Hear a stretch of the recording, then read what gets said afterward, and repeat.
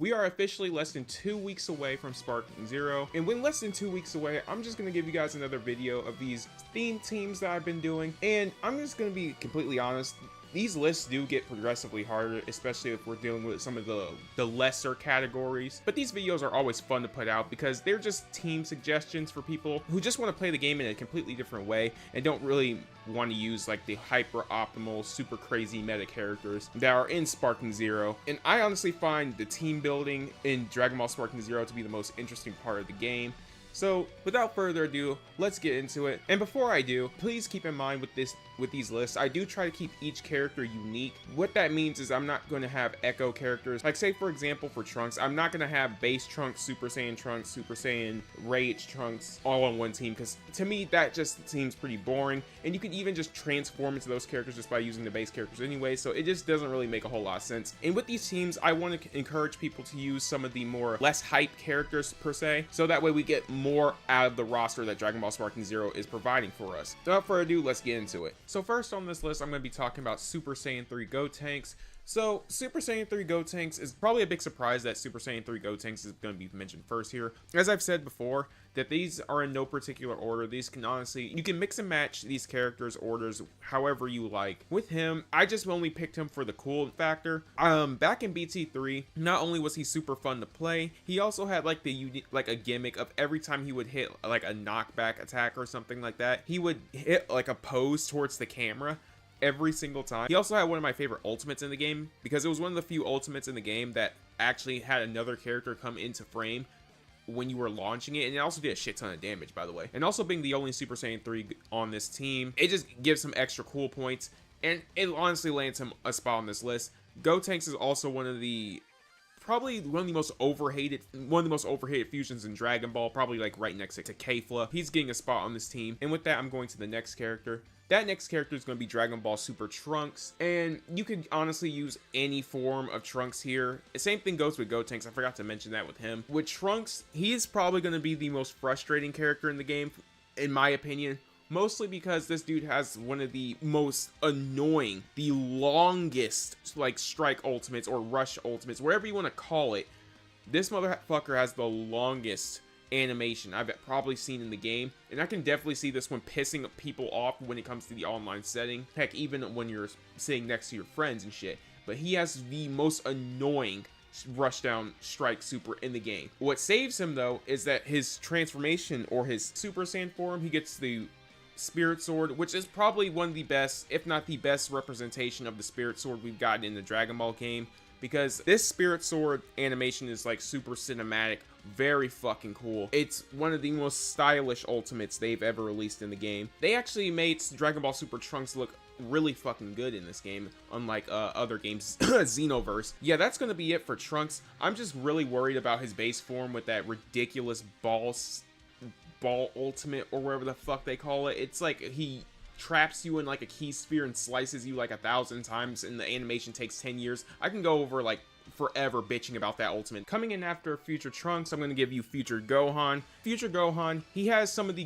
best animations in the game when it comes to how cinematic they look. Base Gohan has both the Masenko and the explosive wave, the super explosive wave in particular, which is a massive explosion that happens around him. It's not like the basic explosive wave that frees you from combos. This one actually has like a pretty big blast radius, and these two are fine. If I'm being completely honest, I would have preferred like a rushdown super instead of Masenko for base, but then again, it's base. No one's gonna stay in base form for way too long. Enough about that. His ultimate is the one-handed Kamehameha, and this one just looks amazing because like he does whip his hand back, and you can see like the blue streak coming from the blast, and also how it affects the sleeve on his left arm. This one is one of the more detailed ultimates that they've done, and it's actually kind of surprising because like no one's gonna be staying in base Gohan for too long.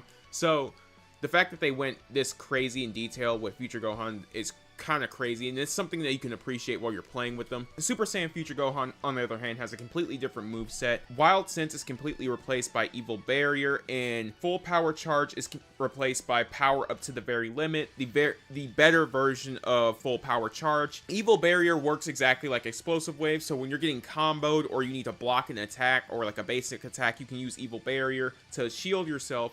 And Power Up to the Very Limit is just a like a way more powerful version of Full Power Charge. See, with this one, Evil Barrier, I would say, is definitely an upgrade over Wild Sense, and Power Up to the Very Limit is very much an upgrade over Full Power Charge.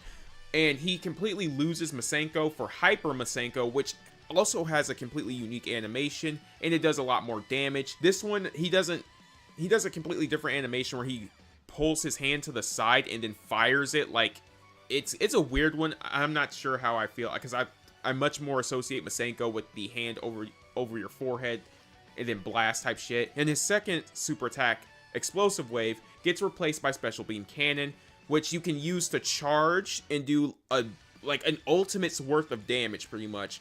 Or you can fire it immediately, like say if your opponent's whiffing your attack, you could fire it immediately and just do a good chunk of damage. With his ultimate, there's really no other way I could say this than it just looks amazing. Then again, everything in Sparking Zero does, because they decided to blow $1 million on every single character that they made for this game. It's ridiculous.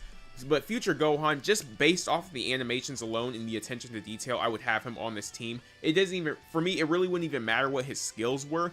So that's pretty much all I have for Future Gohan. He is definitely one of the higher anticipated characters on this list.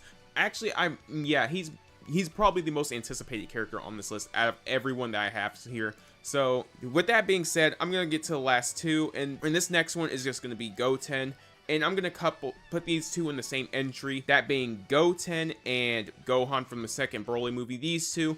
And the only reason I have both of them on here is the brothers Kamehameha that they do against Broly. This is one of my favorite ultimate attacks, and it also helps that like one of my other games released this exact Gohan, and his animations, his OST just looks amazing. Gohan, on the other hand, we're not too sure about Goten. He might just have the same kit that he had in BT2 and 3. So there's not really much to talk about when it comes to Goten. But Gohan, on the other hand, Gohan in the old BT games was ridiculous, mostly because of his super attack, Explosive Madan, that did like a shit ton of damage. Mostly just to do the Brotherhood Kamehameha. That's really why they're here. Pretty much for hybrids, there's other options, like you can even put Kid Trunks on here just so you could fuse into Gotenks so you can have an extra slot. You could put Pan on here as well.